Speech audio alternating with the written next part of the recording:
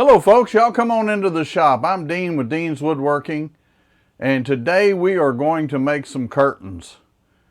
You say, curtains? This is a wood turning channel. Yes it is, but you guys might notice I'm surrounded in plastic here, and I have had quite a few questions on exactly what that is, how I made them, and how to do them.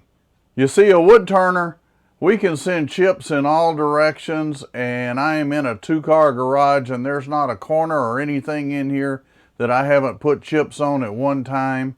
And I just got tired of cleaning all of that mess up every time I turned anything. So I decided to go ahead and make these. These come from way back when I was in the photography business, and we use these for light panels, putting ripstop nylon or reflective material over them and either shining a light through them or reflecting light back. So they have worked fantastic, and I have certainly enjoyed containing the shavings and not having them go quite all over the shop. So I will share with you what I do and how I make them. I make them so that I can move them about. They're pretty easy to fold up, and I think it's something you'll enjoy. Stay tuned, okay? Let's look right here. First of all, what is the material? Something you can pick it up at Walmart. I think Target has them. It's for covering up tables or couches or, protecting your furniture and stuff. It's a very heavy-duty plastic, and so therefore it deflects the chips. The other thing is you can see through it, so I don't feel like I'm boxed in. Let's go ahead and get started. I'll show you what I do, give you the material list, and I'll also put the material list down below the video in the description, okay? Basically, for the frame, I use 3/4 inch pipe. Put a 90 on it, a 90 on the other end, and basically we're just going to assemble a real fast frame here.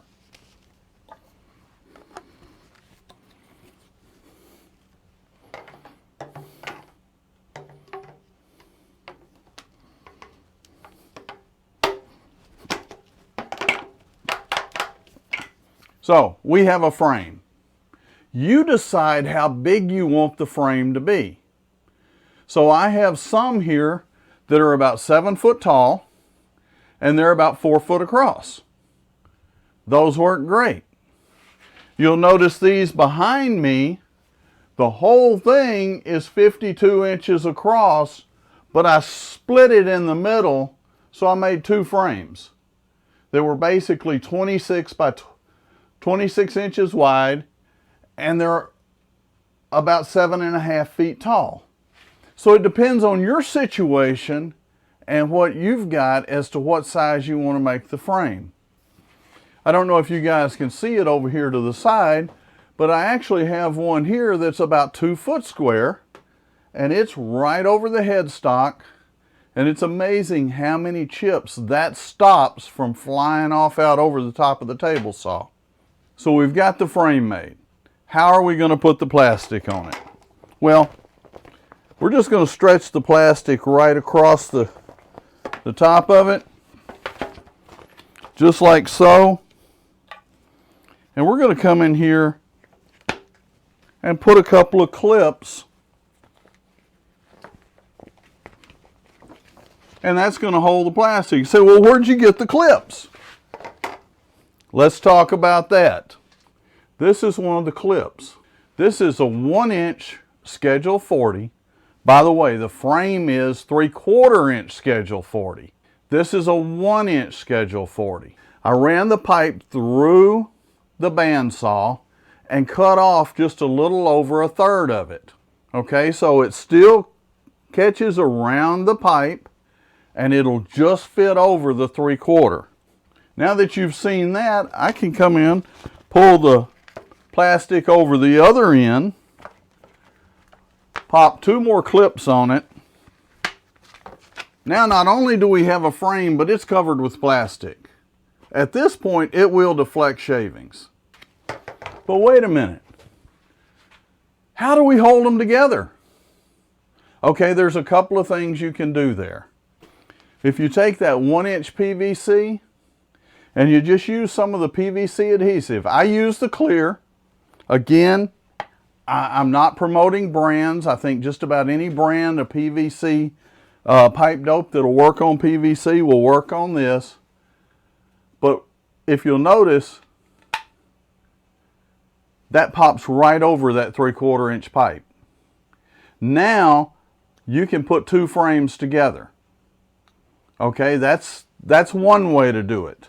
The other way to do it is if you get the 1-inch thin wall pipe, now that will slide over the 3/4 inch pipe and you have a movable frame. Okay, you can still move this, it's just a little bit stiffer, and this may be your preferred method. I've used both over the years. This one kind of slides around a little bit, and you put one on the top, you would just put one of those clips under it to keep it from falling down. So let's talk about the parts and the pieces and what I'm using here, because I know it can get a little bit confusing. For the frame, 3/4 inch Schedule 40 pipe. Standard 3/4 inch 90-degree elbows to form the corners. The clips that hold the plastic on. By the way, sometimes those can be a little tough to get off. But these are made from 1-inch Schedule 40 pipe. And then you take and cut about 1/3 off of them. The clips, to clip 2 of them together, are made from 1-inch Schedule 40 PVC pipe. The hinges, if you want to make hinges instead, are made from 1-inch 200 class PVC pipe. It's still 1 inch, it's just got a thinner wall, and it'll slide right over the top of the 3/4 inch pipe. Let's give you a little bit of a close-up of the different thicknesses of pipe and different sizes. Okay, so you'll see there, that's the 3 different size pipes I use. That's 1-inch Schedule 40, 1-inch 200 class or thin wall PVC, and 3/4 inch Schedule 40 PVC. Folks, I hope that has been helpful.